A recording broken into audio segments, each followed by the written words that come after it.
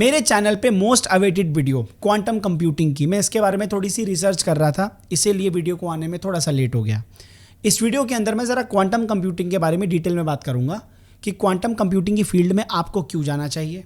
Quantum computing एक ऐसी चीज़ है जिसमें आज की डेट में बहुत कम लोग जाते हैं, डिमांड बहुत ज़्यादा है और सप्लाई बहुत कम है, इसीलिए इसमें सैलरीज बहुत ज़्यादा हैं। इसीलिए मैं आपको रेकमेंड करूंगा कि आपको क्वांटम कंप्यूटिंग की फील्ड के लिए आपको मैं रेकमेंड करूंगा, आपको इसको कंसीडर करना चाहिए। इस वीडियो के लिए मैं बहुत एक्साइटेड हूं क्योंकि इसके अंदर आपको बहुत सारी ऐसी चीज़ें जानने को मिलेंगी ना, आपके होश उड़ जाएंगे। सबसे पहले आप ये वीडियो देखो, ये गैरी कैस्परोव है, 1996 में, ये उस समय का चेस धुरंधर, ठीक है ना। चेस के अंदर IBM ने अपना एक कंप्यूटर बनाया, डीप ब्लू।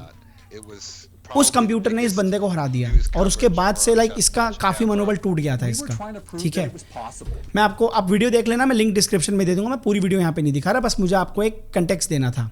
IBM की ऑफिशियल वेबसाइट का डेटा मैं आपको दिखा रहा हूँ। डीप ब्लू की कंप्यूटिंग पावर समझो, 32 प्रोसेसर लगे थे, 200 मिलियन चेस पोजीशन इवेल्युएटेड पर second. 200 million I think 20 crore हो गया, अगर मैं गलत हूं तो मुझे करेक्ट कर देना कमेंट सेक्शन में। 200 मिलियन चेस पोजीशंस को इवेल्युएट किया एक सेकंड में। अगर आप खुद चेस खेलोगे तो आप बताओ, आप एक बारी में कितनी चेस पोजीशंस को इवेल्युएट कर सकते हो। क्लासिकल कंप्यूटर या आपका जो नॉर्मल कंप्यूटर होता है जो हमारे पास में, वो कितना पोजीशन को एनालाइज कर लेगा। ये देखो आप, ये सुपर कंप्यूटर की पावर मैं आपको बता रहा हूँ, ठीक है। आप ध्यान से सुनना, 200 मिलियन पोजीशंस को एनालाइज किया एक सेकंड में। अगर यही क्वांटम कंप्यूटर होता, ये ट्रिलियंस तक जाता। ये पावर है एक क्वांटम कंप्यूटर की, it could go up to trillions अगर ये क्वांटम कंप्यूटर होता तो। अब जरा मैं आपको बता देता हूं कि नॉर्मल कंप्यूटर क्वांटम कंप्यूटर में फर्क क्या होता है। जो आपके क्लासिकल कंप्यूटर होते हैं ना, वो 0-1 पे काम करते हैं। जो हमारे पास में है कंप्यूटर, आपके पास लैपटॉप है, PC है, ये बिल्कुल सिक्के की तरह। आप सिक्का उछालते हैं, या तो हेड्स आता है या टेल्स आता है। अब इसको ऐसे समझो, एक बारी में एक चीज दिखेगी, या तो हेड्स या तो टेल्स। ऐसे ही या तो 0 होगा या तो 1 होगा, बाइनरी कोड। अब आपको मैं समझाता हूं क्वांटम कंप्यूटर आप कैसे समझ सकते हो। अब आप उसी सिक्के को गोल उछाल दो, घुमा दो, सॉरी। जब आप उस सिक्के को स्पिन करोगे तो आपको ना हेड दिखेगा ना टेल दिखेगा, बट उसके बीच की सारी स्टेट्स दिखेंगी। आपको एक ही वक्त में हेड और टेल दोनों दिखे होंगे। इसी को कहते हैं सुपरपोजिशन प्रिंसिपल। एक ही वक्त में 0 और 1 के बीच में जितनी भी स्टेट्स आती हैं, उन सब स्टेट्स का इस्तेमाल करना, क्योंकि ये सारा का सारा क्वांटम मैकेनिक्स पे काम करता है, इसमें क्वांटम फिजिक्स इन्वॉल्व है। तो जो नॉर्मल फिजिक्स, जो क्लासिकल फिजिक्स के रूल्स होते हैं, वो क्वांटम कंप्यूटर की या क्वांटम मैकेनिक्स या क्वांटम फिजिक्स की दुनिया में अप्लाई नहीं होते। नॉर्मली जो हमारे घर के कंप्यूटर आप लगाते हो ना, AMD का ये R450 लगा दो और इतनी GB SSD लगा दो और तगड़ी गेम चला दो, क्वांटम कंप्यूटर्स का वो खेल ही नहीं है। क्वांटम कंप्यूटर्स वैसे बनते ही नहीं है। जैसे हमारे नॉर्मल कंप्यूटर्स में बिट्स होते हैं ना, बाइनरी बिट्स, ऐसे यहाँ पे क्यूबिट्स होते हैं। तो क्वांटम कंप्यूटर क्यूबिट्स पे काम करता है। अब ध्यान से समझना कि क्वांटम कंप्यूटर की जरूरत क्यों है। Simulation is the very main process. Simulation करना बहुत इंपॉर्टेंट है। ड्रग डिस्कवरी के अंदर किसी मॉलिक्यूल को एनालाइज करना, एक साइंटिस्ट बैठ करके पेपर पे, तो it's practically impossible. Normal classical जो हमारे कंप्यूटर्स होते हैं घर के, उनकी उतनी औकात है नहीं, इसलिए क्वांटम कंप्यूटर्स चाहिए। क्रिप्टोग्राफी के अंदर, फाइनेंस के अंदर, मेडिसिन के अंदर, आर्टिफिशियल इंटेलिजेंस के अंदर क्लासिकल कंप्यूटर्स उस लेवल पे एफिशिएंटली प्रॉब्लम्स को सॉल्व नहीं कर सकते। Quantum computers are use principles of quantum mechanics that allow them to solve certain problems much faster or more efficiently than classical systems। इसीलिए मैं आपको कह रहा था बार बार कि क्वांटम कंप्यूटिंग की फील्ड में आप जाइए। बहुत सारे लोगों के कमेंट आ रहे थे कि क्वांटम कंप्यूटिंग के ऊपर आप प्लीज़ एक डेडिकेटेड वीडियो बनाइए, इसीलिए मैं ये वीडियो लेके आया हूँ। मुझे थोड़ा सा टाइम लग गया क्योंकि मुझे रिसर्च करना था। ड्रग डिस्कवरी में आप जा सकते हो, मॉलिक्यूलर सिमुलेशन आप कर सकते हो इसके अंदर। क्वांटम कंप्यूटिंग के अंदर अगर आपको जाना है, क्वांटम कंप्यूटिंग की फील्ड में जाना है। ड्रग डिस्कवरी के ऊपर अभी मैं आपको एक एग्जांपल दिखाऊंगा, आपको मजा आ जाएगा। Breaking and securing cryptography, crypto hacking हो रही है, ऑनलाइन हैकिंग हो रही है ना, साइबर अटैक्स हो रहे हैं। क्वांटम कंप्यूटर उसको तोड़ भी सकता है। अब क्योंकि क्वांटम कंप्यूटर इतना पावरफुल हो जाएगा कि हैकिंग और ज़्यादा ईजी हो जाएगी, क्योंकि वो अलग अलग परम्यूटेशन को बहुत जल्दी प्रोसेस कर सकता है। तो इसीलिए उसका तोड़ भी बनाना पड़ेगा, वो भी क्वांटम कंप्यूटर को ही यूज़ करके बनाया जाएगा।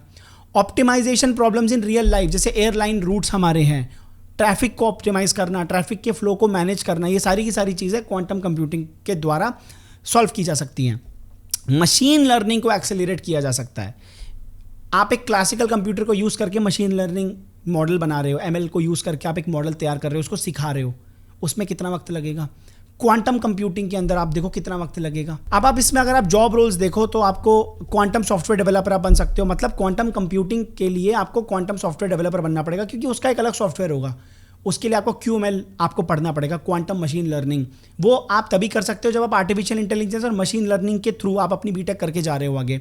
आप क्वांटम एल्गोरिदम डिजाइनर बन सकते हो। मैं अभी पढ़ रहा था, शोर्स एल्गोरिदम है एक सॉर्टिंग के लिए आई थिंक, और एक ग्रोवर्स एल्गोरिदम है, मैं पढ़ूंगा उनके बारे में।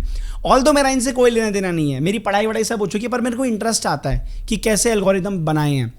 क्वांटम क्रिप्टोग्राफर आप बन सकते हैं, क्वांटम हार्डवेयर इंजीनियर आप बन सकते हैं। जो क्वांटम चिप्स होती हैं, क्वांटम हार्डवेयर जो कंप्यूटर बनता है उसकी जो प्रॉपर चिप्स होती हैं वो कैसे बनाई जाती हैं, रिसर्च में आप जा सकते हैं। क्लाउड प्लेटफॉर्म इंजीनियर आप बन सकते हैं। आई होप आपको क्लाउड के बारे में पता होगा। एंड आई नो कि बहुत सारे बच्चों को प्रोग्रामिंग में ज़्यादा इंटरेस्ट होता है, उनको प्रोग्रामिंग फील्ड में जाना है, उनको कोडिंग फील्ड में जाना है, तो आपको बीटेक करना चाहिए AI एंड ML के अंदर, which is very much required अगर आपको क्वांटम की फील्ड में जाना है तो। जैसे कि मैंने आपको बताया, अगर आप क्वांटम कंप्यूटिंग की फील्ड में जाना चाहते हैं, अपना करियर बनाना चाहते हैं, आपके लिए सबसे बेस्ट ऑप्शन रहेगा कि आप आर्टिफिशियल इंटेलिजेंस मशीन लर्निंग के अंदर डिग्री लेकर के फिर आप क्वांटम कंप्यूटिंग की फील्ड में जाइए, क्योंकि आपके लिए बहुत आसान हो जाएगा उस फील्ड में जाना।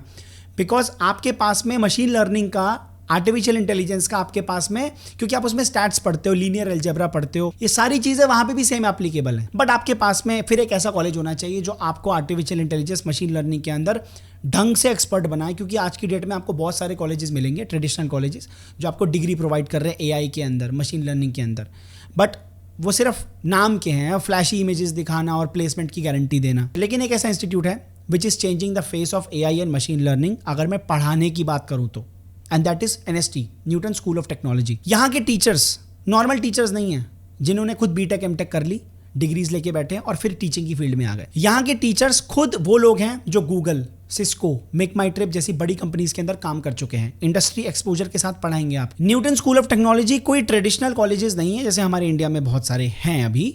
It is a modern tech institute. Global exposure की आपको यहाँ पे कोई कमी नहीं दिखेगी। यहाँ के बच्चे इंटरनेशनल स्टडी ट्रिप्स पे जाते हैं, जैसे टेक हब्स हैं, सिंगापुर, चाइना।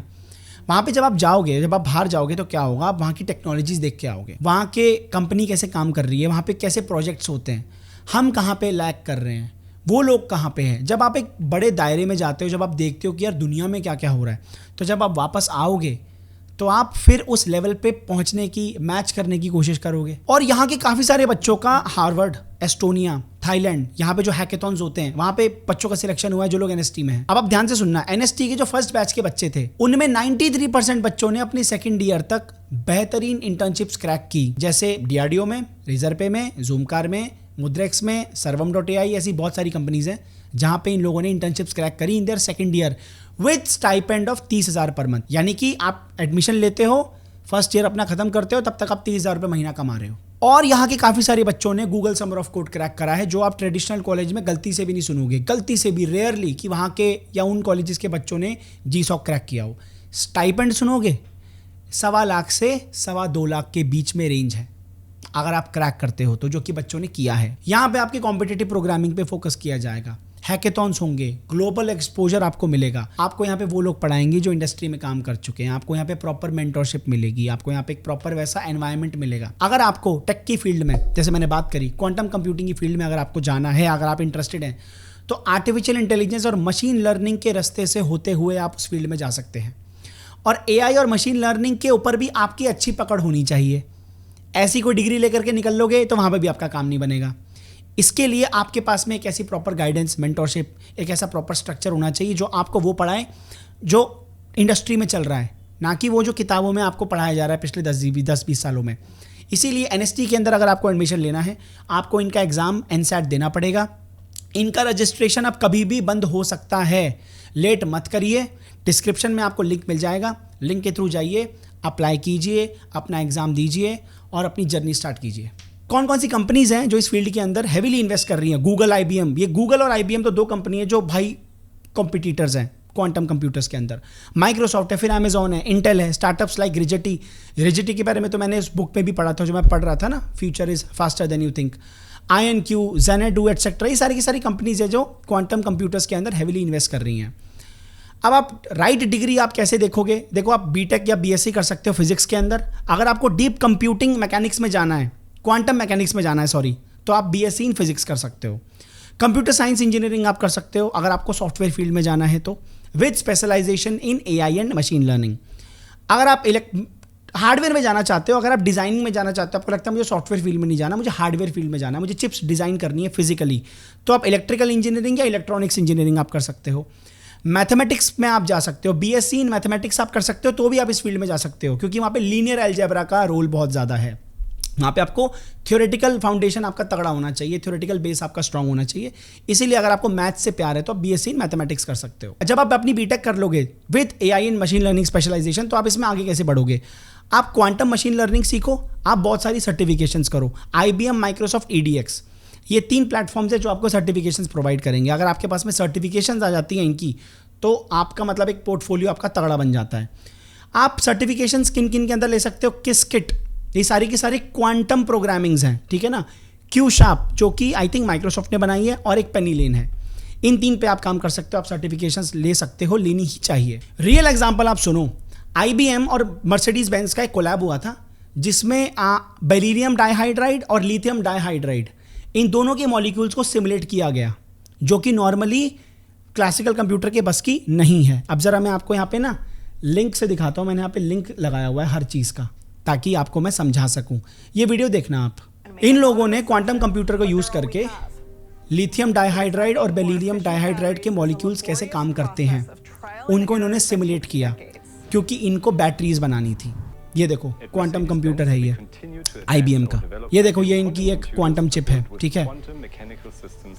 क्वांटम लेवल पे जाकर के सिमुलेट करना बहुत इंपॉर्टेंट होता है इन लोगों के लिए, और बहुत टाइम लगता है, क्योंकि बहुत प्रोसेसिंग पावर यूज होती है, ठीक है। एटॉमिक लेवल पे जाकर के डिटेल में इसको एनालाइज करना। उसके बाद में देखो अगली प्रॉब्लम क्या थी? Solve a mathematical problem faster than any classical computer. Google's Sycamore quantum processor performed a task in 200 seconds that would take a super computer 10,000 years. Quantum computer को 200 सेकंड लगेंगे उस मैथमेटिकल प्रॉब्लम को solve करने में, जो एक super computer अगर आप यूज करोगे तो उसको 10,000 साल लगेंगे। कैन यू इमेजिन 200 सेकेंड्स और कहाँ पे 10,000 साल? This is the power of quantum computer. अब मुझे ये नहीं पता कि कोई मैथमेटिकल प्रॉब्लम क्या थी, बट आप देख लो, ठीक है। इसका मैं आपको प्रूफ भी दिखा देता हूँ, चलो मैंने इसका भी लिंक अटैच किया हुआ था ना, ये देखो, इसको मैं आपको प्रूफ दिखाता हूँ। ये देखो CNN ने इसको कवर किया था। Google claims its quantum computer can do impossible in 200 seconds. Portfolio optimisation के अंदर इसको यूज किया था। कौन सी कंपनी है? JP Morgan Chase। इन लोगों ने फिर दोबारा IBM के साथ कोलैब करके उनके क्वांटम कंप्यूटर को यूज करके स्टॉक्स को, ठीक है ना, एनालाइज किया। Finding the best asset allocation among thousands of possibilities, क्योंकि बहुत सारी पॉसिबिलिटीज है ना, कहाँ पे इन्वेस्ट करना है, कहाँ पे प्रॉफिट होगा, कहाँ पे लॉस होगा, इसको एनालाइज कौन करेगा? क्वांटम कंप्यूटर ऐसे कर देगा चुटकी में। IBM and JP Morgan Chase built a quantum optimization model to explore financial data for better investment strategies। Processing power इतनी तगड़ी है, वो आपको 1 सेकंड में बता देगा कि आपकी क्या रिक्वायरमेंट है, आपको कहाँ इन्वेस्ट करना चाहिए। सैलरीज अब आप देख सकते हो स्क्रीन पे, मैं एक एक का नाम नहीं लूंगा, आप स्क्रीनशॉट ले सकते हो। ये अभी का डेटा है, ये हो सकता है कि आगे जा करके कम या ज़्यादा हो जाए, डिपेंडिंग अपॉन डिमांड क्या है, कंट्री की क्या सिचुएशन है, इकोनॉमी कैसी है, उस पर भी डिपेंड करता है। आई होप आपको थोड़ा सा आइडिया मिला होगा क्वांटम कंप्यूटर्स के ऊपर। मैं चाहता तो वीडियो को बहुत लंबा बना सकता था, पर मैंने कुछ गिने चुने रियल एग्जाम्पल्स को निकाला, थोड़ी सी रिसर्च करी और आपको बिगिनर लेवल पर समझाने की कोशिश करी कि क्वांटम कंप्यूटर क्या होता है और उसका क्या काम होता है और वो क्या क्या कर सकता है। अगर आप चाहते हो कि मैं किसी और टॉपिक पे वीडियो बनाऊं तो आप कमेंट करके मुझे बता सकते हैं। एनसेट का लिंक मैंने डिस्क्रिप्शन में दे दिया है, जल्दी से अप्लाई कर लीजिए, इनका रजिस्ट्रेशन बहुत जल्दी क्लोज हो जाएगा। और अगेन हम मिलेंगे अगली वीडियो में एक और बढ़िया टॉपिक के साथ।